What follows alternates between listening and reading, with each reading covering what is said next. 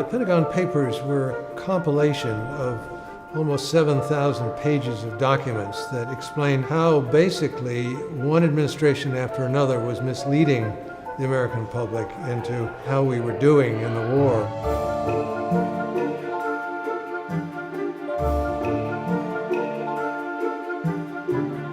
At that point, the Washington Post got the papers and the issues began in which I became involved.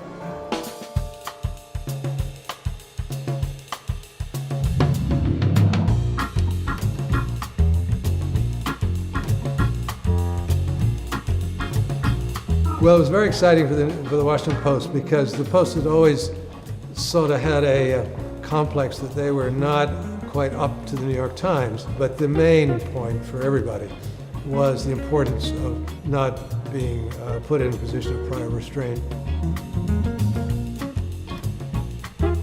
I had heard that there was a movie, and I got an email from one of the producers saying that there is a role for you, that Zach Woods, the actor who's going to play you, would like to talk to you. Would that be all right?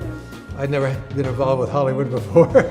Never had anybody play me, and I thought he was excellent. I enjoyed being him, and I hope he enjoyed being me.